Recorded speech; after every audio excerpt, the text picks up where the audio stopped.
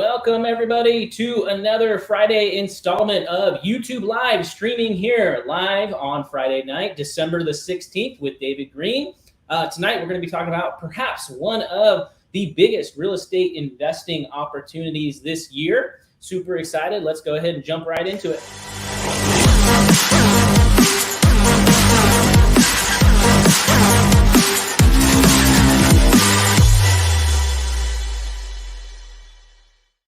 Right, welcome everyone, and my name is Kyle Renke. I am the Chief Operating Officer of the David Green team and the David Green Mastermind. Here with you tonight on Friday, December 16th. We're going to be talking about some pretty cool opportunities. We're actually going to be reviewing a video tonight of what some people think is a big opportunity and some big changes that are happening in the real estate market. And we also have a guest speaker with us, Mr. Schuyler Williamson. He is a real estate agent and investor and entrepreneur from the Austin, Texas area. He's actually been a guest speaker on the David Green Mastermind, and just an all-around really sharp, intelligent guy, somebody we're really excited to have here tonight. He's going to be breaking down the video alongside with David and myself, not to mention answering some of your guys' questions that you might have as well. So for those of you that are new, you haven't been here on a live, and you're actually here watching right now live alongside us, what you got to do is, I'm going to put a banner down here at the bottom. It's going to have a text message number that you can go ahead and send a text to. And if you want to come on live and chat with David and myself and Schuyler, this is a great opportunity to do so. So what you got to do is you got to text your name and your question to the number below, 833-777-0309. We'd love to have you come in here and chat with us and get to know you and see if we can help you out in any way. So for the people that are hanging out here, first of all, there's only 24 people here, so make sure you get your friend over here. Send this link to them. Make sure they come and hang out with us. But I would love to see if you could drop in the chat. Let us know where you're watching from. Looks like we had that ADU guy, Derek Sherrill, said should be an awesome show tonight. Thank you for that. Anthony says can't wait for the show. Neither can we. Yes, it is running late, but we are here. So excited. Oh, here we go. So Ken is saying he's from Tampa. Love it. Love the peace sign and the emojis. Great usage of it. Thomas hanging out from NYC. Edith, I know you. You're from Boca Raton. Good to see you, Edith. John hanging out from the Washington state. We got Lissa from Toronto. Fuzi from Southern Indiana. Okay, very nice. Appreciate that, everybody. Really quick, I'm just kind of curious. We're 9 days from Christmas, and I'm curious if you could drop in the chat a thumbs up or a thumbs down emoji if you know how to use your emojis, if you have done your Christmas shopping already. So thumbs up if you've completed your Christmas shopping, thumbs down if you have not. So Schuyler's saying thumbs up. I'm going to give a big fat thumbs down because I'm a last minute shopper every single year. I'm like the dad that waits until Christmas Eve, runs out to Costco, runs out to Walmart or Target when everybody else is there. I'm fighting all the lines. I'm looking for the last minute toys. So Noah has not done his Christmas shopping yet. Jason, good for you. Carrie, you got to get on it. You were behind. Will, you're behind, man. Get out there, get it done. Phil's got the thumbs up. 3 thumbs down from Jonathan. Wow. Jimmy's got the thumbs up. Okay, a lot of people's got the thumbs down. Make sure you get there on Amazon.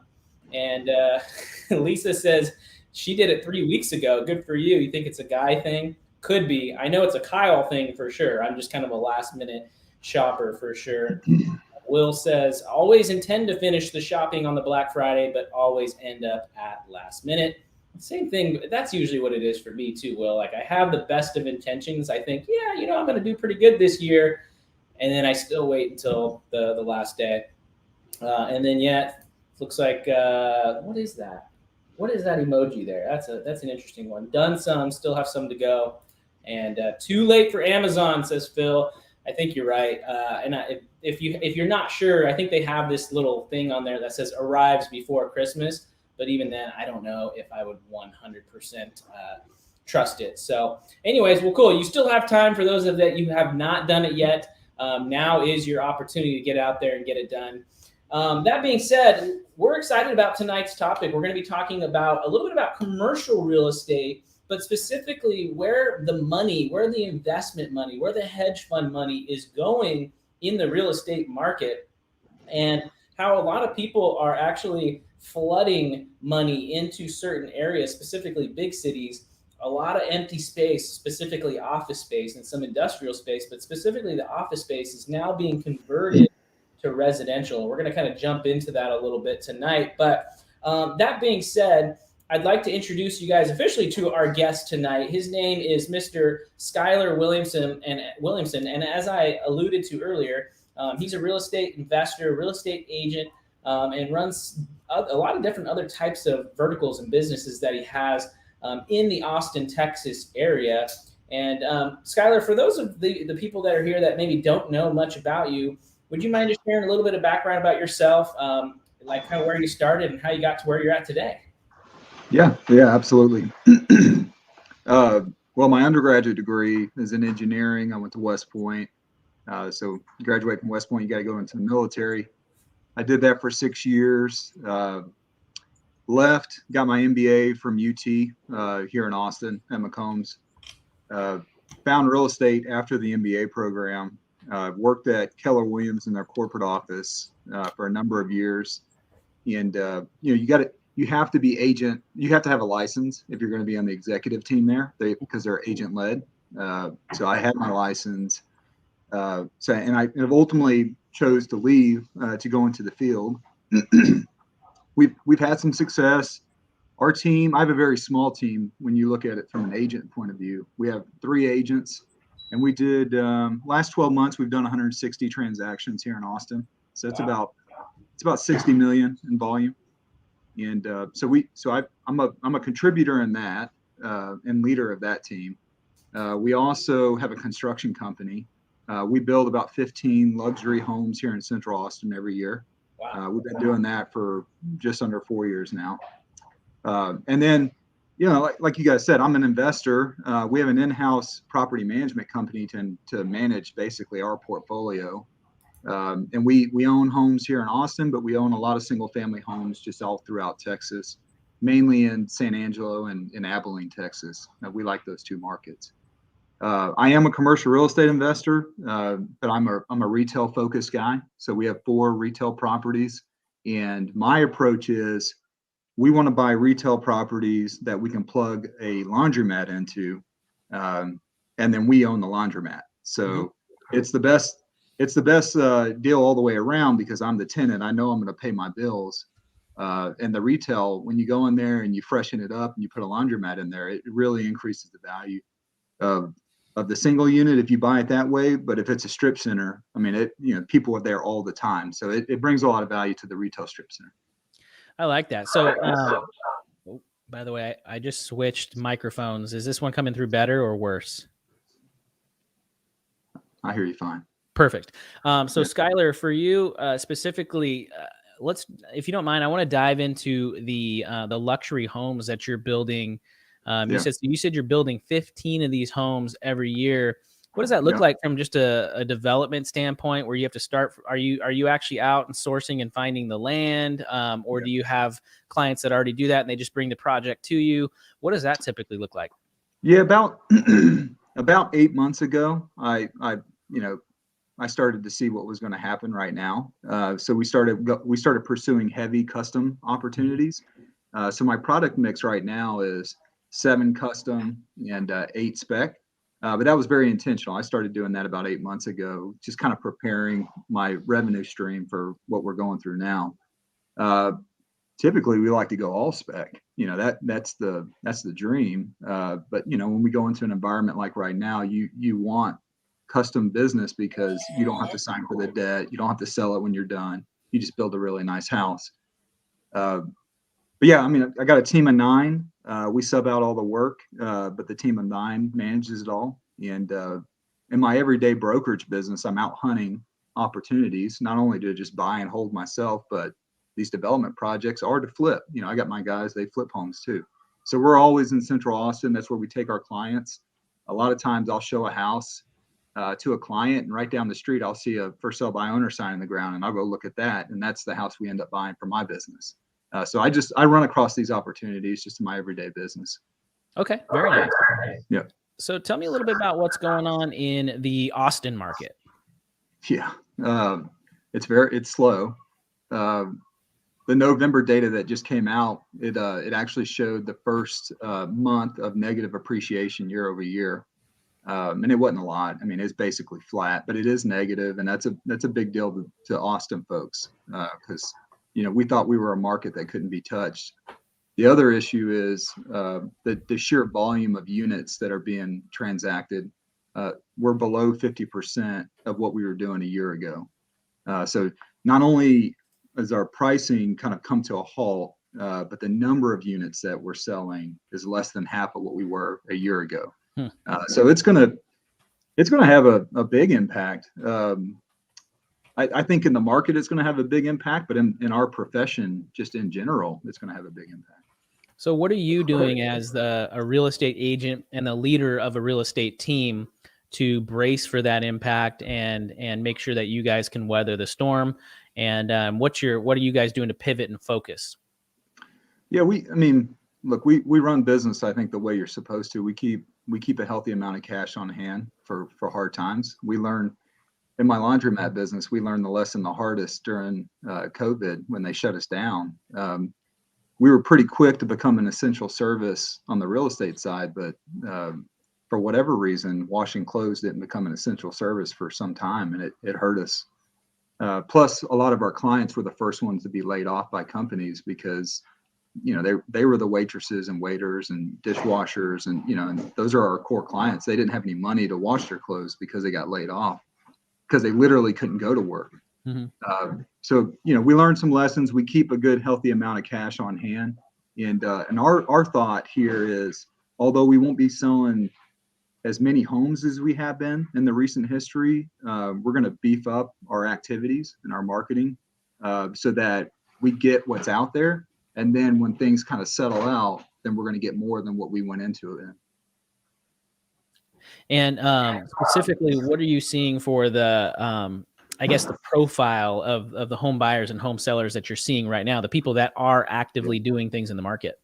Yeah, I would say, and I, just because I'm from Austin, I got to see a lot of this. The buyer that kind of left New York City or left California and came to Texas, I would say that business is all but dried up. We don't see a lot of people moving in from out of state, that kind of COVID shift there. We don't see a lot of that. We're not seeing a lot of move up buyers. We call it in the team, we call it the stuck factor. People are in a good enough house at a rate that's below 3%. And it's really hard for them to justify a move up because not only will their, what they paid for the house increase, but just the sheer, just the affordability of it is just out the window. So we've lost our move up seller and buyer. Investors have all but dried up in Austin. I think there's some local guys like me that are still taking advantage of opportunity, but we're just, I don't have a bunch of people knocking on my door asking me to help them invest. And that was 25, 30% of our business. Just because I know how to do it, a lot of people come to me to help them do it. And we don't get those phone calls right now. And then a lot of millennials who have cash are in wait and see mode. Mm-hmm. So we've got a lot of millennials in our database that we know they want to buy, but they're okay to wait right now and just see what happens. And yet I remember you were sharing on the mastermind when you came and spoke, you are still actively investing. You're still actively putting offers on properties in your own market. What's that looking like from the investor standpoint, from the buyer side? Obviously there's probably less deals to be had, but what are you doing to have to be able to garner and pull down some of those deals? Yeah, and this will maybe drive some of my future comments. I don't have to have it all in one swing. I'm okay doing less great deals than having to do a lot of good deals. I just, I don't have to make $100 million in 3 years. I'm happy to make, 5 a year for the next, 10 years. I'm okay with that. So for me, it's the same kind of model. We're making we're making 20 offers, we're winning one. And the 20 offers we're making, we're underwriting them at today's values so that if things do get worse, you're still going to be okay. And we not only target a certain IRR in the offers we write, but I target a profit number too. So, I don't care if the IRR works out to be 30%. If it doesn't hit a certain profit number at the end of the project, I'm not going to do it. To me, that's risky. So we look for two things, and because I'm a little bit more conservative than most, a lot of my competitors right now in the market overpay for their lots, and they're in trouble. The best thing that they can do is just sit on their dirt and wait till things bounce back. I can continue building and sell mine because I bought it right. So we're still buying. It's just we get a lot of no's. And you just got to be okay with that. Absolutely. And we asked the question, who here believes there's a strong correlation between markets seeing price drops with the markets that had the strongest run up in price during COVID? And Phil says, yeah, he definitely believes that there is a correlation. Icefelt says he sees a correlation between markets that rose quickly and dropping quickly. Examples, Boise, Austin, Seattle. I think it's safe to say Sacramento was one of those for sure as well. We had a lot of Bay Area movement into this area and a lot less right now. And absolutely. A lot of big things. The national data, if you look at the housing crisis and look at how long it took us to get from peak to valley, or at least peak to where we're at now, it took 18 months. Our national data and this housing, well, I don't want to call it housing, in this hiccup that we're in, it's only taken 9 months to get as far as it took 18 months during the housing crisis. So yeah, the correction's much more efficient right now than it was back then. Absolutely. Nationally, though. So what I'd like to do is I'd like to jump into tonight's specific topic, which is around perhaps what some people are calling the biggest real estate investing opportunity in 100 years. Now, that's a pretty grandiose term right there, but that's why we're here. We're actually here to break it down and take a look and analyze it. So what we're going to do is I'm going to share my screen here. We're actually going to review a video put out by a YouTuber. His name is This Is John Williams. And maybe we'll try to have him come on one day and actually share a little bit about what he's found in his research. But the name and the topic of his video, and we'll make sure to link to it here tonight. But it's It Started, the biggest real estate investing opportunity in 100 years. So let me pull this up. David, is there anything else you wanted to add before we get started in analyzing this video? I was thinking when you guys were talking that what we're seeing with the correction is definitely consistent with real estate cycles in general. There's a pattern that is, I don't want to say predictable, but it feels pretty predictable, where prices tend to escalate in steps because, as we all know, homes are valued in general based on the appraised value. And so if you want to get a house to sell for more than the other houses around it, you got to have multiple buyers because no one's going to pay more for a house than they have to. So there's this very predictable cycle of multiple buyers offer on a house that drives the price up higher than whatever the last high price in the neighborhood was, sets a new ceiling for what the house is worth. The next neighbor who sells their house prices it around that point. Multiple buyers drive it up, and they sort of incrementally increase. And then when we see downsides, they tend to slide down. They don't necessarily drop down the same way, because buyers tend to come into a market in droves, which causes that step increase. But then when they exit a market in droves, sellers are chasing the market on the way down. They're having to go lower than their competition. So I've often said it's kind of like the game of chutes and ladders. It's a ladder as it moves up, and then it's a slide as it goes down, the same thing that we're seeing right now. And the other point is people that are getting scared saying Phoenix real estate's down, Las Vegas real estate's down, San Francisco real estate's down, Austin, Seattle, all of these markets that were doing the best are all down. Well, of course they are. They had the most buyers in them. So that's the most buyers to pull back, which is going to cause the sharpest decrease in prices. That actually makes me feel calm. If we were seeing price drops in markets that were not hot, I would be a little more worried. Like, what's actually going on in the economy that's causing people to not want to buy in Wichita, Kansas or something? It's the places that are seeing the steepest drops are the ones that were accelerating the highest. And so I've said it before, I'll say it until it changes. Buyers drive markets. it's the demand in a market that determines the prices, because supply does not change very quickly. It's very hard to affect real estate supply. You can't get developers to just spring stuff up. The last time we saw that was 2000 through 2005. It's very easy to tell when they're just building houses everywhere. That doesn't happen very often. The supply is relatively consistent, but the demand is the variable that can fluctuate. And interest rates affect demand. The overall economy affects demand. The amount of dollars in supply affects demand. The different industries and where people are making money affect demand. And most of the cities that had the highest run up were places where wages were the highest and population was moving into. A lot of it was wealthy Californians coming into other places where tech jobs were then taking root. So you had wealthy Californians with money moving in to take wealthy jobs that paid really well, and constricted supply. Of course, that led to a rise in prices. And so, of course, we're seeing a correction happening, but it's very consistent with what I would expect the market to be doing, which is why I'm not panicking, which is why I think Schuyler's not panicking. You're just being a little more picky about what you're going to buy. And we're not naive enough to think it's just going to collapse all the way to zero. It's not. It's going to do this, and it's going to hit a point where now the investment's really good and investors jump in. Investors jumping in equals buyers re-entering a market, which starts this thing happening again. And then we just build our way back up. And you could just make peace with this is the cyclical nature of real estate, and this is the pattern that we follow. You don't freak out when it goes bad, and you don't get too excited when it goes good. Like Schuyler said, you just consistently keep getting singles and doubles and playing the game. And then sometimes you get lucky and they leave a pitch right out over the middle and you get a grand slam because your bases were loaded.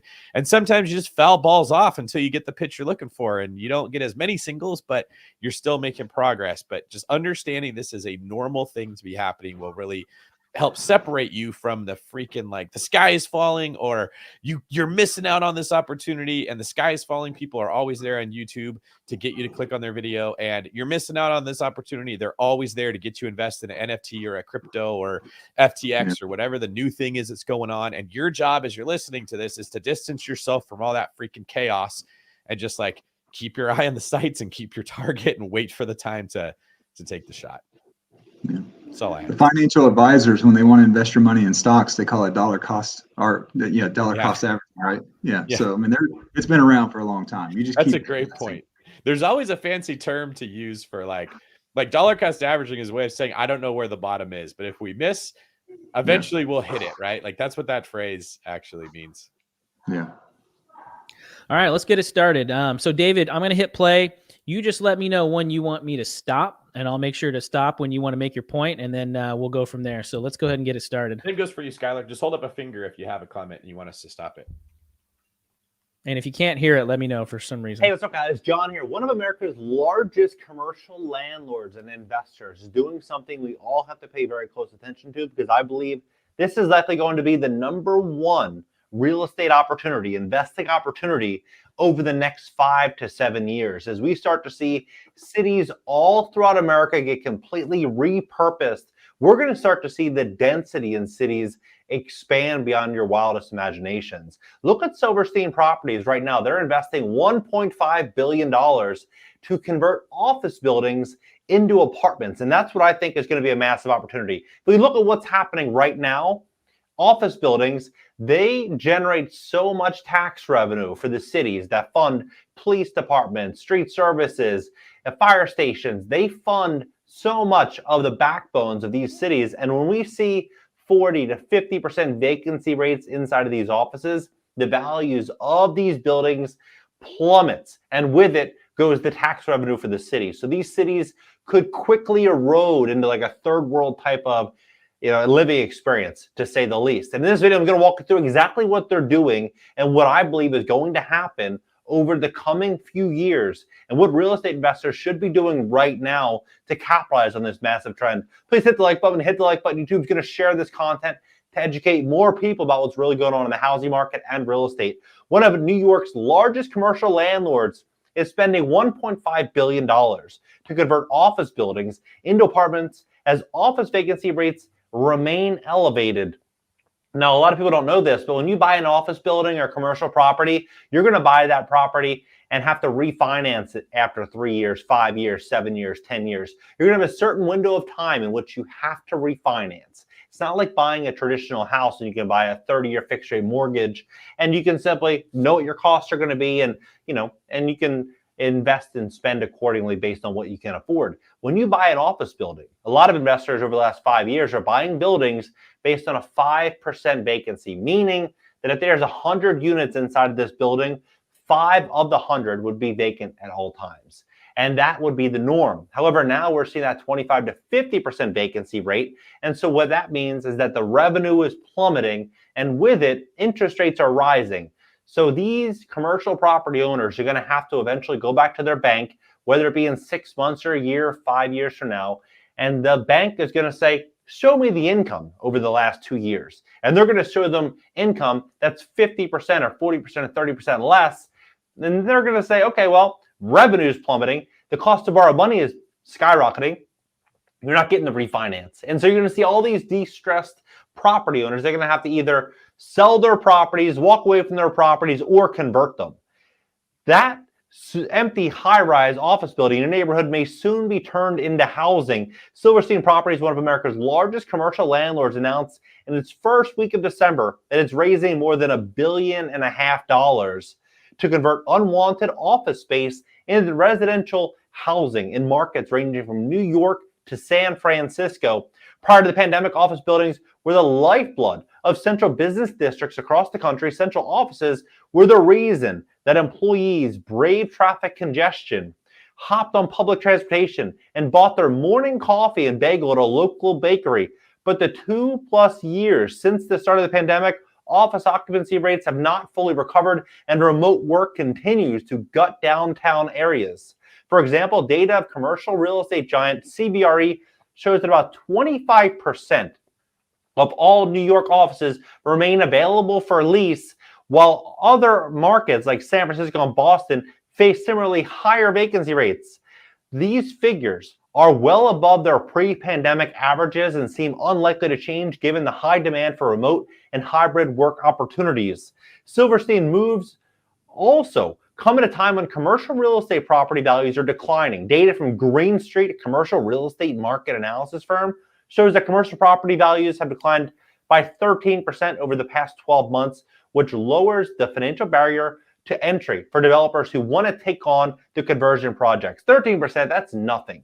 If you buy a building and the revenue of that building drops by 20, 30, 40%, and the actual property value drops 13%, and then on top of that, interest rates went from 3% to 6%, that's not really a bargain. I personally think we're going to start to see real bargains come in, 40, 50% off a lot of these buildings, because it doesn't factor in the cost to actually convert it. They're going to spend many, many, many millions, tens of millions of dollars doing these conversions, dealing with permits and all the headache associated.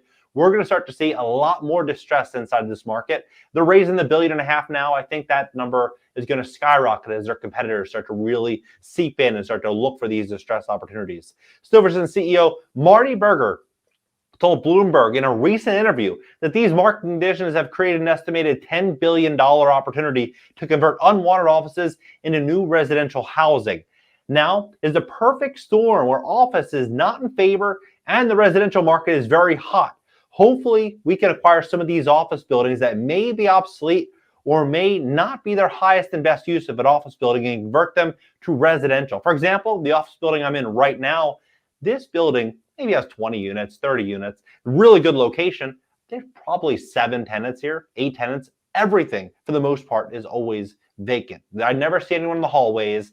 And I always wonder, how does this landlord really make ends meet? Unless they paid all cash or put a significant 50, 60, 70% down payment, how do you make ends meet? Now, I think we're going to start to see a lot more of these landlords. This landlord specifically owns a ton of property, so I'm sure he's fine. But just in general, I think we're going to start to see a lot of landlords look to repurpose their buildings if they have the equity, if they have the means to do it, because they can pull a lot more revenue from it. Such conversion projects, also described as adaptive reuse, became a go-to tactic for many residential developers during the pandemic as banks, hotel chains, and even some churches shed their real estate holdings in order to maintain stable financial footing. And another thing I believe is going to happen inside of this real estate market, this economy, is we're going to start to see a lot of these mom and pop hotels that own, they're 10, 20, 30, 40 unit little hotels. They're going to start getting repurposed into housing and studios, 1-bedroom apartments. As we start to see this economy start to deteriorate, there's going to be less tourism. And there's less tourism, it's going to be a real big problem. And so what's ultimately going to happen, they're going to have to start converting these into long-term fixed income generating units. That's what I believe is going to happen as well. So we're going to start to see so much change come across the real estate market over the next few years. There's just absolutely no doubt about it. Such a conversion project, also described as adaptive reuse, became the go-to tactic for many residential real estate developers. According to a November study from Rent Cafe, developers created more than 28,000 apartments through conversion projects in 2021, an increase of 25% when compared to 2020. Well, that's nothing. I mean, they're doing it right now, even in Brussels. This isn't just America. They're doing this everywhere. So I believe that number is just going to continue to skyrocket. The same study estimated that roughly 77,000 new apartments will be added nationally via adapted reuse conversions by the end of 2022. So like in the next couple weeks. Should pandemic conditions linger and companies continue to allow employees to work from home, this figure could grow even more in the coming years.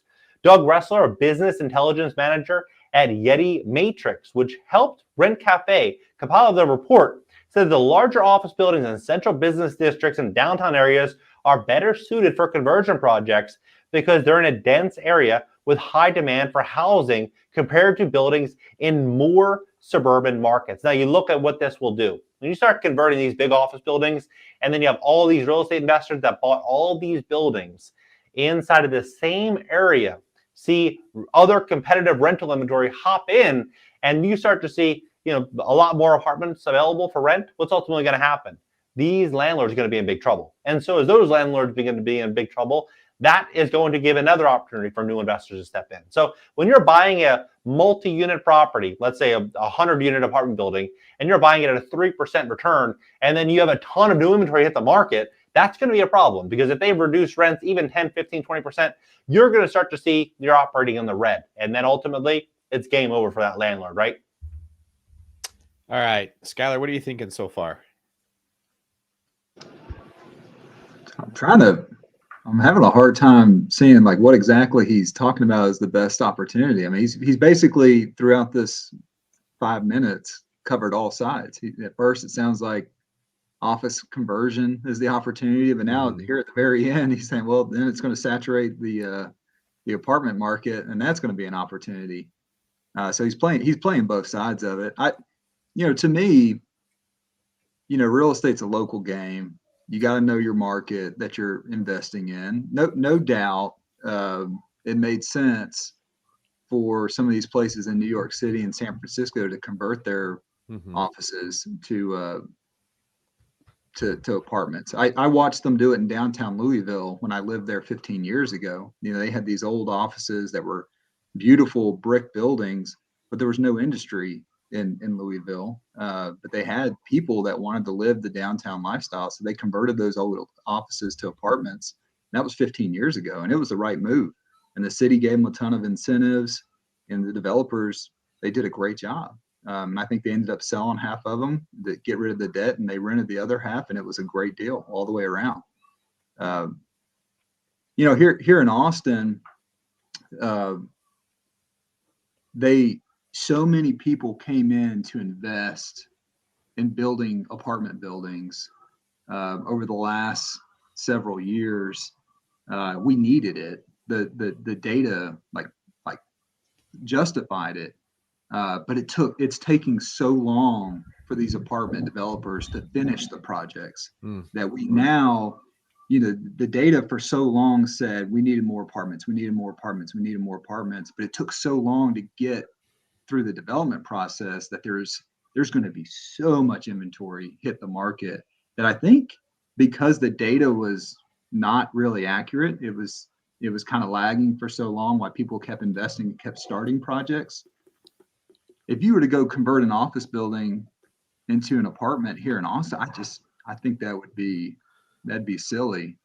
But business owners got to do what business owners got to do, and that's what investors are. If you can't get your office building leased up, you got to convert it, you got to update it, you got to do something. I mean, you can't. The only thing you can't do is just sit there with a vacant building.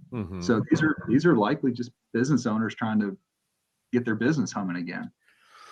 And I think he is trying. I mean, they always say, here's the opportunity, but he hasn't expressed an opportunity. That's very common whenever you listen to someone. The title is way more intriguing than the content is.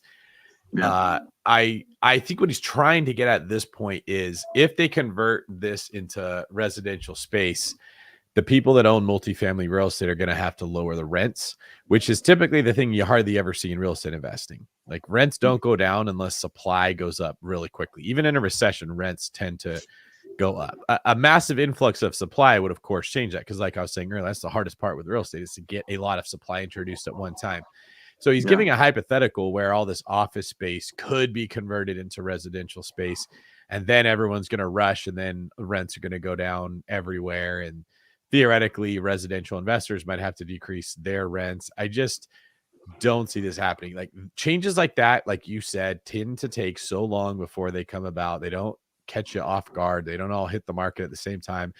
Then the city has to approve for the zoning change. They got to say, yeah, you can move that from commercial office space into residential. They're not going to let everyone in the entire city do the same thing. They're going to determine a certain select group, neighborhood owners, whoever is greasing the wheels right, and say they can do it. So I don't think the city is going to approve every single thing being converted into residential space. It's probably going to be a nothing burger because that's usually how this stuff is. I think this is probably most applicable to someone who owns commercial real estate that is worried, I'm not going to be able to lease this thing up. It'd be nice to see if some cities do say, all right, we don't need as much office space as we have because more people are working from home. Remote is a bigger thing now. Let's move this into the residential space to ease up on some of the housing just demand that we have. In general, you have more people that want a space than there are spaces for. So I would love to see it if this becomes a habit or a pattern where cities do start rezoning things. Because like I've got one really big commercial building and it's 17 units, and I worry all the time, what if my anchor tenant leaves? What if what if you own a mall and no one's going to buy their shoes at Foot Locker anymore? No one's going to buy their clothes at Macy's. They're ordering all that stuff online. Like I've thought about, well, restaurants are going to be okay because you're not going to order food direct to you. And service-based stuff like a masseuse or a chiropractor, or I know there's some businesses where there's like a stretch clinic where you pay money for someone to go stretch you, which is kind of interesting. Like I could definitely use some of that. I'm not very flexible. That type of thing might be still in demand, or a place where you can go test out toys or something like that and then order them online. But and for the stuff where you're just going to buy straight supplies, there could be a very big problem with we don't need that space anymore, and it might make sense to turn those into little mini hotels or condos or something like that. Yeah, there's some really entrepreneurial people here in Austin, but I think he kind of alluded to this, but he didn't say it. But we're all business owners here. Debt creates risk. When you take a lot of debt to do anything, whether it's just buy a building or buy a business or whatever you do, debt creates risk. And there's some really entrepreneurial people here in Austin that have bought hotels, then went in and put some money into it, created some really nice restaurants kind of at the ground level, and then sold a bunch of the penthouse kind of top layer, sold those off as condos. They're still running their hotel business in those mid units, but they've gone and got rid of a lot of their debt with the condo sales, got some really good cash flowing assets down there in the retail space, and then and then their bread and butter's right there in the middle with the business that they're used to. I mean, you gotta treat your investments like a business and go in with a plan. Like I'm a military guy, so I always think, what's the most probable result, most probable course of action, and what's the most dangerous course of action. And you got a plan for both. Yep. And I think, you start to see it, my development business, my little spec, urban infill development business, 8 months ago, I knew where we were going. We were just, it was pretty clear. So we started to transition our business to doing more spec or more customs. And my guys hate customs. I mean, they all pitched a fit about it, but it was the right thing to do because we're going to make sure that we're a healthy business. We're going to keep doing specs, but not as many. And I knew that, it's going to be harder to get a good deal. So yeah, I just think you got to treat your investments like a business and be planned ahead for that, and then be ready to adjust when the opportunity presents itself. This is also one of the reasons that you don't see the wave of foreclosures coming that people have been calling for God knows how long, this wave of foreclosures. To use your language, the foreclosure is not the most probable outcome. That's the worst case scenario. Yeah. And it very rarely happens where everything becomes the worst case scenario. If you go to foreclosure, you have to be an intelligent business person that was unable to adapt or pivot after your first plan didn't work. So you got to fail like 2 or 3 times in a row before worst case catastrophe happens. And the people that were waiting to get into the market for this wave of foreclosures that are coming, were betting on all these smart people who own these properties won't be able to figure something out. And what we're hearing about in the video is a pretty obvious way to figure something out. Well, I can't rent my space out as an office space anymore. What if I convert it into residential? There's a bunch of people that need a place to live. Maybe it's not as profitable as I thought, but it's enough that I can refinance this into the new higher rate debt we have and wait it out. And so that's why I never think it's going to be as simple as just wait and everything's going to foreclose. If idiots are buying the properties, which is kind of what we saw in 2005, which is the last time we saw a foreclosure crisis, was 2010. That was because inexperienced people, I call them idiots, but they're really ignorant. Just people were buying real estate that didn't understand how real estate worked. And we all knew a human being that was a teacher or a cop or a chef that was like, I just bought a really expensive house. It's going to be worth more later. They're just speculating. And of course that led to foreclosures, but you don't find people like that putting their money together and buying a $20 million office building. It's usually people that are pretty financially savvy and intelligent that are doing this. And so they usually, like you, have contingency plans and backup plans to those. Yeah. The only thing that I'd push back on that front, David, I'm 40 years old. Okay. So I'm about the oldest millennial that you can be. But I'm old enough to be a director or a senior leader in a company. And if you just look at my adult life, I've never had high interest rates in my entire adult life. So when I go to plan a maneuver at the corporate level, or make a purchase where rates are variable, in my lifetime, in my adult lifetime, which we're all about the same age, we don't have any experience in that. Now we could plan for it if we've done our homework and we learned from our mentors and we kind of had our stuff together. But a lot of us are smart, and because we didn't have the experience, we might have made a mistake. We're all getting that experience right now, but we didn't have it till something like we're going through now. Yeah, that's absolutely true. But I still don't know if we have high interest rates. We have higher interest rates, right? Yeah. And if we get to the 18 to 20% range, like Paul Volcker had brought people to at one point, I would agree. It's almost impossible that you won't see that pressure will eventually implode many people's investments. Oh yeah, could happen. I don't see that being very likely. I don't know that we have a government that has the mental constitution to take us all the way up to 20% to really try to slow things down. I think we're going to hit the first degree of, oh, cool, two periods of time in a row where the CPI didn't go up, and they're going to be like, lower it down, or the new president will come in with their administration after the election and immediately want to look good, and they're going to lower rates, and then they're going to be able to say, look, in the last 6 months, the economy's been stronger than the last 3 years because we happen to lower rates and grease the wheels, and everything's moving along nice and lubricated now. And then we'll be on this saying, the market's too hot. What are you going to do? Houses are flying up. We'll be right back to where we were before. I think the point that the drum that I'm always trying to bang is, as real estate investors, we are not as smart as we think we are most of the time. We are usually benefiting from irresponsible fiscal policy with the government. I don't know if that's your opinion, Schuyler. It's just mine that we just print money to get ourselves out of jams. And Americans in general don't like feeling pain or discomfort. So they make demands like, this is ridiculous, that's too expensive, or this is ridiculous, I need help. And so we just send everybody money and we act like there's no consequence for that. And it makes people like me that invest in real estate look smarter than I really am. People like you, though, that are out running many businesses and developing real estate, you actually have to have a level of legit intelligence to be able to make money with what you're doing. You're not just buying and riding the wave of inflation like me. Well, I don't know about that. I got a model, and I mean, you guys got models, and I follow my model. It sounds like I'm doing a lot, but I'm not doing a lot. I'm doing a few things that sound like a lot, but everything's integrated. The only reason why I do laundry is because it pays the rent to my commercial real estate investment. So for me, it was I bought my first step in the laundry was I bought a 5-unit retail strip center and got a great deal on it. And the seller was up front. He's like, I've never been able to rent that 5th space out. And I was like, I've got a great commercial real estate guy he's going to get it rented out. We can never get it rented out. And I'm not going to be okay with just one vacant spot forever. So I started benchmarking companies that I could own, relatively low management, plug in there and increase the value of the asset and maybe cash flow a little bit along the way. And, that's where I found laundry, and laundry worked out so well for me that I was like, okay, well, now my whole commercial real estate investment strategy is based on finding a place built on that foundation. Yeah. So it's not like I'm this laundry guru. It was a real estate solution to a problem I had.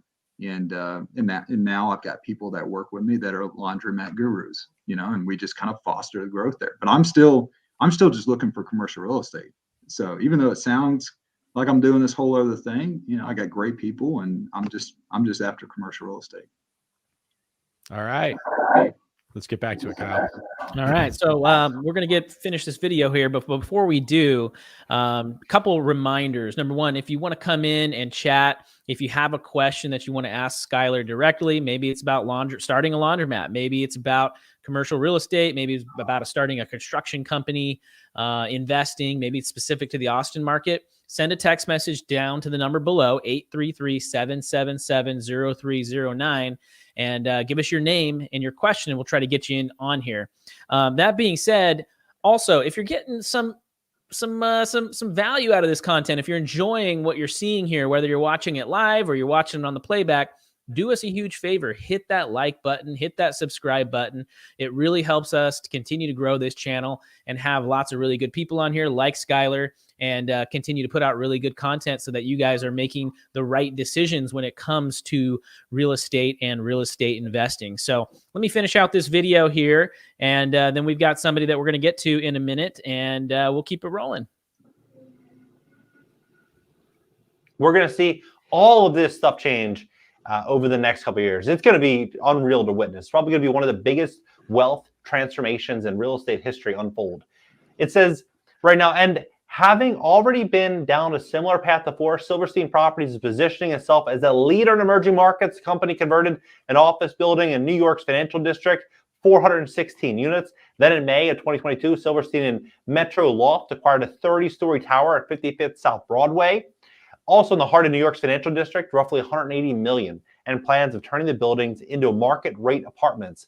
Other developers, such as Emily Hubert, a co-founder of Sage Investment Group, which specializes in multifam conversion projects, suggested that conversions are a cheaper alternative to building new homes from the ground up. And given the cost of borrowing money and construction materials, they both skyrocketed over the past 2 years.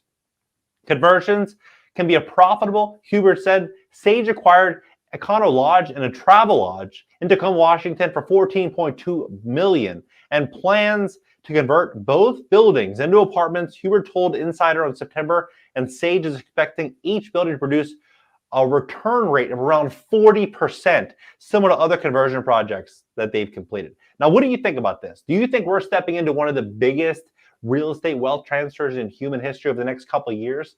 I personally think that's going to be huge. Drop your comments below. If you need help fixing your credit, you want to invest in real estate, but you want access to the best money.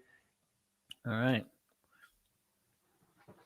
So what do you guys think? Are we heading into the biggest transfer of wealth in the modern era of real estate in the next couple of years? Yeah, I don't know if it's specifically going to be the conversion of office space into apartments. I feel like that's been going on for quite some time, right? We've seen it with the conversion of apartments into condos, or the conversion of condos into apartments. I think it's just a way to cut some costs and save some money with the infrastructure that's already built there. So is it going to be, and I also think you got to be a pretty big player to be able to make these kinds of moves, right? I mean, he's talking about $14-15 million hotel deals, and to the typical investor who's just getting started, that's a pretty big and heavy lift. So it might be good for some of these companies that already have the infrastructure and the funds in place, but either way, I don't know if it's necessarily going to make a huge difference and a huge splash in the real estate industry. Point. I tend to agree. I don't think it's very easy to do what they're saying, what he's saying. I mean, Dave, you already talked about the zoning and the approval that you would have to get and local support. But then you go to a lender, and unless you have a track record of doing this, or you are just sitting on so much cash that they're like, okay, well, you're safe just because of the cash you had in the bank. It may be a little bit cheaper to convert these because the four walls and the roof and maybe the AC is good, but it may not be faster. It could take longer to do that. I can tell you, even though it might be cheaper, it still won't be cheap. I mean, it just isn't cheap. Nothing about this is cheap. Too many moving pieces. Yep. Yeah, I think it's labor involved in it. Yeah, I think it's really risky, and I think the banks would treat it that way. And like you said, Kyle, there are very few people that actually could go get a thumbs up to do this. Yeah, absolutely. I think what bugs me about these type of videos, which is everything that's in YouTube, is they do it to get clicks. That's what their incentive is. And I'm not demonizing them for wanting clicks. That's how this thing works. I'm more taking aim at the ignorance of the listeners who get hurt, because you listen to a person who makes content designed to make you want to click on it. It has to be bombastic to get your attention.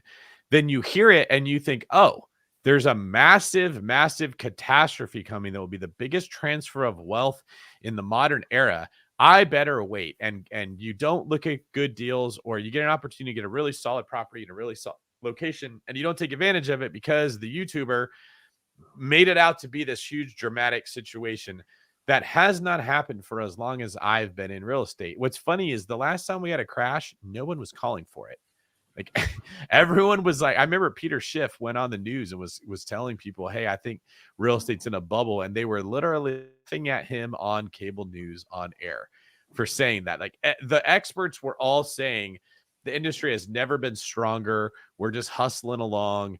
And then the bottom got dropped out. And ever since then, people have been calling for this crash every 2 years. That hasn't happened because of all the quantitative easing. So when you're listening to this kind of content, you have to take it with a grain of salt that it's designed to be dramatic. It's not designed to be accurate. And that if we are in a correction right now, but it doesn't feel like a catastrophic event. It just feels like, man, interest rates are high and it's hard to make the numbers work. It's not that amazing, right? We're just like, oh yeah, we're in a crunch. Sellers don't want to drop their price more, and rates are so high that I can't make the deal work. I'm off by 9%, 10% on it. I'll just wait and see what happens, right? You're not seeing blood in the streets. You're not seeing people give their deals up for free. Like nothing really major is happening. But every time I listen to a YouTube video, it's always, this is the final crash. This is the ultimate reckoning, apocalyptic level changes, like biblical proportion shifts are headed our way. And like, it just, every single time I see that, and then I'm like, no, it just feels like the belt's really tight. That's about it. Yeah. And it's not just YouTube, right? It's pretty much every media platform out there, TikTok or Google News or just basic news articles, CNN. You're seeing everywhere. You're seeing they're trying to get those clicks. They're trying to get those views and get the attention on them.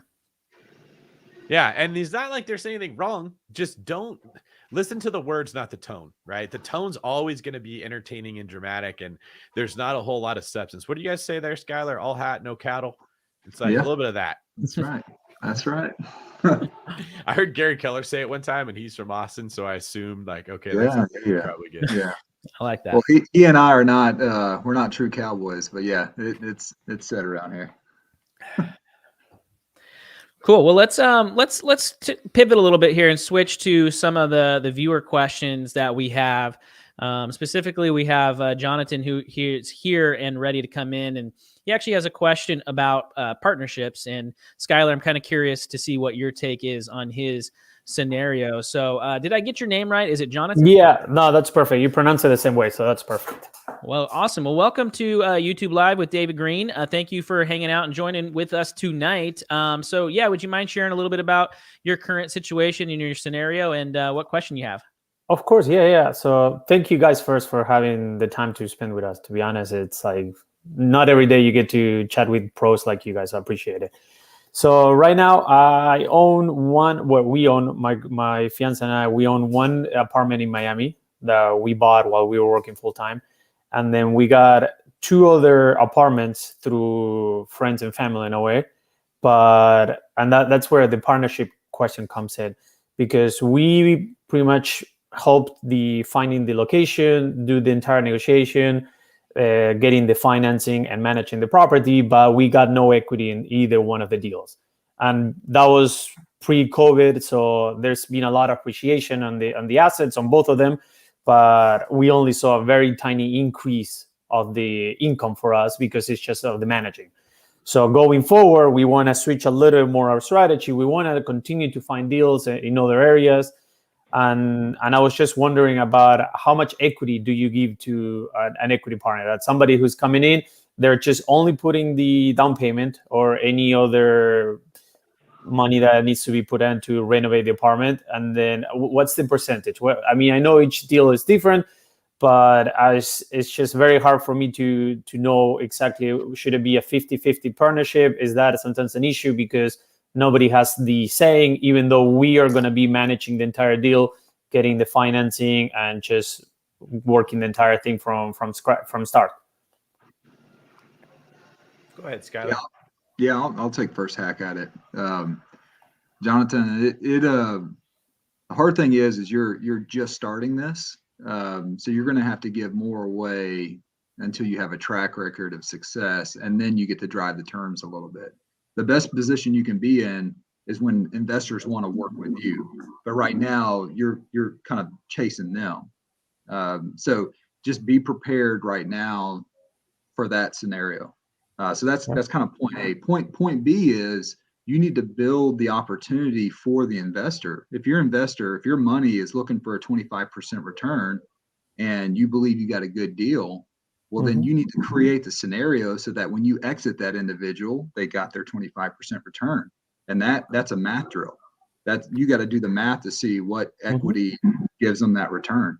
And that's going to be different for every deal, like you said, but that's what you're after. So find your investors, understand what they want to get in a return on their dollar, and then the deals that you go put together, make sure that deal you put in front of them gets them that.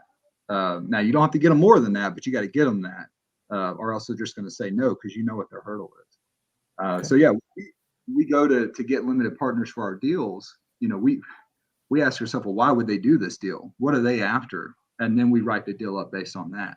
And it's either going to be a huge win for us after we give them what they want, or it'd be a thin deal for us after we give them what they want, but we're going to get them what they want. Make sense? Yeah, perfect. What's your follow-up question, Jonathan? I mean, so right now we have 3, I think, let's just be conservative. I have 2 to 3 people that they do want to invest, and they're family and friends, so they know our track record. So in a way, even though it's small, but they know that and they're investing in us. They're not investing in deal per se because nobody knows what's going to happen. But they know that we're going to do everything possible to make the deal work. So, and they're not experienced in real estate. Right now, they're just having their own companies. They're doing well after many years of hard work, and they're just having the money sitting in a checking account, not working at all for them. So they trust us, and they're willing to put the 50 to 100K that they need to put in to get the deal. So it's a little bit more complicated because they don't know what the return that they need to get.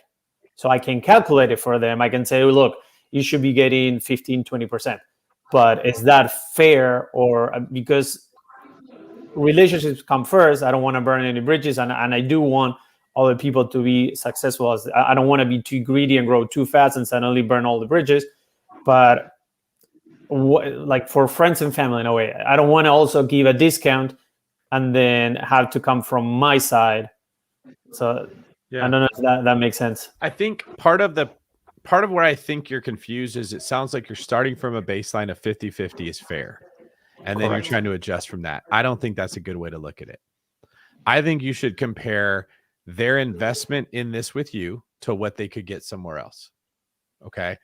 Then I would factor in, are they taking additional risk investing with you than they would somewhere else? And for if the percentage of risk they're taking with you, the percentage of their upside should go up from that. Okay.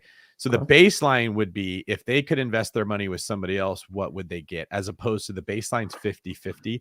Nothing's 50-50. There's no partnership that's ever 50-50. There's no relationship that you can't quantify 50-50. We just start there because egos want to be at 50-50. So get off the 50-50 thing. Like, in fact, in every situation I've ever been where we started 50-50, both sides, me and them, felt taken advantage of. Like, it's a guarantee that you're going to be upset if you try to make everyone happy starting from 50-50. Now, if they're like, well, we're going to make 6% at a CD, we can make 9% with a risky loan with that person. We can make 11% with a Vegas bookie, but like we can make 14% with a son-in-law or a family member, and you'd cover their downside. Like, I'm sure you don't want a family member to lose money. Maybe you set it up to where if they lose money, you just pay them back over 5 years or whatever it's going to take, right? So now you feel good about it. Now they feel great at 14% versus if 50-50 is the deal. Now they feel like they're getting screwed at a 35%. Okay. Yeah, I mean, that makes sense. In the MBA program, Jonathan, they teach you this concept called weighted average cost of capital, or your they'll talk about your opportunity cost. That's what David's saying. I mean, if you look at the last 5 years of my stock market account and I have an annualized return of 14%, then you got to beat 14%, or else they'll just keep putting money into the stock account, because over the last 5 years, that's what it's produced. Yep. So yeah, you got to figure out what their opportunity cost is, and then just beat it.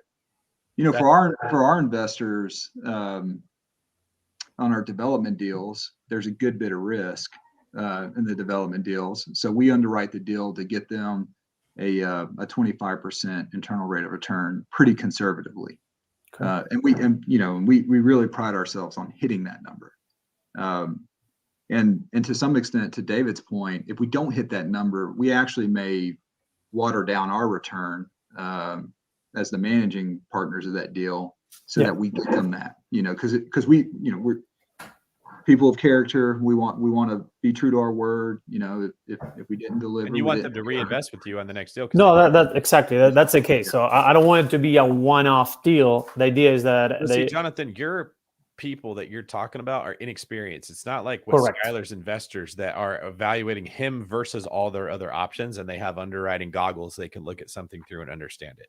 Okay. Yeah. They don't have the same opportunities that Jonathan's investors have. So you don't have to pay as much. And the last piece I would add, this is how I set mine up to avoid this exact problem. I just don't do equity. I just pay debt. And I structure it in a way, because that increases my risk, right? I just structure it in a way that I have a longer period of time to pay you back that debt if I feel like it's a riskier deal or it's not working out. So I've never had this problem, because I'll just tell, like, I think I told my mom and her husband, like, what's the rate? I think I gave them like 10% to borrow their money, and they just get a guaranteed 10%. They're like, are you kidding me? I'm getting less than 2% at the bank. My son's going to give me 10, and I would die before I would not pay my mom back her money. Like, there isn't a scenario where I would just be like, oh, sorry, the investment didn't work out. Well, then I screwed up, and I'm going to have to work extra hard to pay that back. And she's thrilled to be getting that 10% because she's comparing it to all the other options. If my mom wanted a higher return, she could go look for another investor that could give her some equity in the deal, and maybe she gets 25, but then she has to face the fact that she might get nothing because the deal could go bad. And that person doesn't necessarily care about repaying back her principal. She doesn't know what she's getting. So her risk is exponentially higher. So just by moving from debt instead of equity, and then structuring the payment period where if the deal takes longer before it pencils out, you have longer to pay them back. They're happier. You're happier. Like, you don't have any of these hurt feelings. You don't have any of the missed expectations. I just like it way more because, like Schuyler was saying, and like you're feeling, we're men of integrity. We don't ever want a person to lose money. So if I'm going to pay you back no matter what, I might as well structure it as debt. And then if I keep a higher percentage for myself, that's just more to go to reserves to make sure I can pay back the next person that I borrowed debt from. Yeah, no, that's a great point, because and that's where my dilemma was. I didn't want to, in a way, because I'm more educated than them in this field. I didn't want to like almost taking advantage and just say, well, I'm going to pay you 8% and that's it, and you don't get any of the upside on the equity side. Are they accredited investors? No, they're not. They don't have an opportunity to invest in something better than that in most cases anyway. So I don't think you're taking advantage. In fact, if you're guaranteeing to pay them back, even if it doesn't work out, that's the opposite of taking advantage. Yeah, that's a sweet deal. Yeah. Debt as an investor, debt is a sweet deal. Okay. Thank you guys. I appreciate it again. You guys were doing it awesome. So keep it up. Thanks, Jonathan. Thanks, Jonathan. See ya. Cooking with BB Laster says, thank you, David. Just offer her interest more than the bank on her money. Yeah, that's an easier way of saying it. When I call it debt or equity, these are fancy finance terms, but yeah, that's exactly what we're getting at. Just give her interest on her money without risk, without, well, you get this percentage if it goes good, but if it goes bad, you're only going to get this. If it goes really bad, you might lose everything. If it goes terrible, you might have a capital call and you got to bring money to the deal. Nobody likes that. It becomes complicated. They become scared. They're not going to do it. And it's not fair to them because they're not experienced in what we're doing. They're not investing in a deal. They're investing in you, right? So if you're going to invest in me, I'm going to make sure I'm going to pay you debt as opposed to an experienced investor that can underwrite and analyze an actual opportunity and has more sophisticated options, which they can go exercise as an accredited investor. You kind of have to offer them equity in the deal in order to justify the higher return they want. But that's because they're also taking a risk to get nothing or to get much less when you're taking equity. So equity basically shifts risk off of the general partner and it puts it into the limited partner in exchange for the higher return that they want to get. But that's not the situation that Jonathan's in. It's not the situation with the people borrowing money. So there's no reason for me to structure it. Schuyler's situation is different. He's probably got some pretty smart people trying to figure out where they want to put their capital. So he's got to structure it in this way to make sure that they're happy. Yeah. No, you said that well though, David. Yeah, that's dead on. Thank you for that. Kyle, are you listening to this? Like, what the hell are they talking about? Oh, no, not at all. I'm loving it. And by the way, do you know how Schuyler knows us? No. So big shout out to William McMurray, Austin guy as well, came to our David Green retreat back in Scottsdale. And he joined the mastermind and said, you got to have Schuyler come on and share. So Schuyler came into the mastermind, blew it up. Everybody loved it. Awesome. And then Katie Dahl said, hey, we have to get Schuyler on the YouTube Live with David too. So been loving this stuff. Thanks for that. Yeah. Will's a sharp guy. Yes, he is. Absolutely. So yeah, Schuyler, would you mind just sharing a little bit more as we wrap up? Where can people find you if they want to learn more about you or just follow what you're doing? What's the best way for them to get in touch? Or maybe they want to buy a house in Austin or they want to just kind of consult with you and your investment team. What do they need to do? Yeah, absolutely. Well, you see the way my name's spelled. It's pretty unique. So you can follow me on Instagram. We also have a YouTube channel, Williamson Group Real Estate. You can follow us or subscribe there and go to wgrouprealestate.com. That's where you can find us. But it's pretty simple to find me. If you Google my name, Austin, Texas, you'll find me. Awesome. Very cool. Well, we don't have any other questions or any other people lined up to come in tonight. But a reminder to those of you that are here hanging out and watching this or maybe watching it later, again, please make sure to hit that like button. Make sure to hit that subscribe button. David, as we close out, what's kind of your big tip here going into the end of the year? We got 2 weeks left. What should people be thinking about or focusing going into 2023? They should be coming up with a game plan for what they want to accomplish in 2023 and then focusing on what they're going to do to get there. So like that Abraham Lincoln quote, if I had 5 hours to chop down a tree, I'd spend the first 4 sharpening my axe, something like that. Rather than going into a mad scramble and saying, I only have 2 weeks left. How do I try to make as much progress as I can? You're probably just going to run yourself right into a terrible situation. Do some recon. In honor of Schuyler's military background, we're going to use some military analogies here. Scout the enemy. Look at where their weak points are. Spend some time studying what they do, what patterns they're acting in. Ask yourself, how would I best attack this person? And then start gathering supplies for 2 weeks so that in 2023, when you decide it's actually time to go take action, you're much more effective than let's just wing it, which is how most people do. Is they put something off, they fall behind, then they say, I have to make up for lost time. They try to make up for consistency with intensity, and they run out and they make intensely bad decisions. Do the opposite. Spend some time thinking and planning, asking yourself, if things go this way, I'll take this route. If they go this way, I'll take that route. That's just how I look at it. Come up with a plan. If rates go up, if rates go down, if the market shifts, it's never should I buy or should I not buy, or should I wait or should I buy? It's always what should I buy when X happens, or how should I structure the deal if Y happens, and really spend some time thinking through the scenarios. I love what Schuyler said, where he said, what's the most probable solution and what's the worst outcome? Like, you want to plan for like what's likely to happen and then worst case scenario. And if you have a plan for both situations, you're going to be fine. That's much better than trying to outsmart the market, out-time the market, trying to think that you make money in real estate by just getting in at the right time. That's not true. That's how amateurs try to make money, is just buy low and sell high. Real estate is so much more nuanced, so much more amazing. There's so many different structures that you have to make money in any kind of a scenario. You don't need to try to time the market perfectly. So spend a little bit more time preparing for what you're going to do in 23. Write those goals down. What I do is I literally have a Google Doc. I write all my goals down, and it's a tab that stays open on my computer all year long. So I look at it constantly. I look and I say, oh yeah, I wanted to hire more people for this company, or I wanted to get sales. Then I look at my dashboard, sales are not there. My brain starts thinking, what can I do to get us there? As opposed to, 6 months into the year, I'm like, oh, what were my goals again? And I go look at it. I'm way behind. And then you just make a bad decision as you try to throw yourself into playing catch up in a scenario that might not make sense. Yeah, you got to get that reticular activating system going. And one of the things we've been talking about at the David Green Mastermind is jumping on the Ed Milet topic. He calls this time of year the separation season, right? This is the time to separate yourself of where you currently are from your old self, or separate yourself from your competition, because most people are hanging out. They're hunkering down. They're going in and sitting watching Hallmark movies and, eating junk food and candy and cookies and all that kind of stuff. This is really a good opportunity to get focused about what you have going on into 2023. And the fact that we still have 90 people here just live right now, hanging out on a Friday night. It's 9:20 on the East Coast.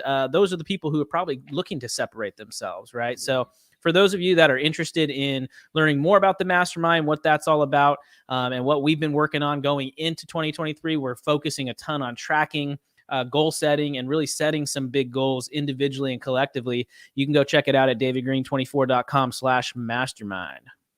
That's true. The prices will be going up in the future. We're going to be rebranding it. It's going to be a little bit different. So when that happens, it will become more expensive. So now's your chance to get in and get grandfathered in at the lower price. It's actually super affordable right now.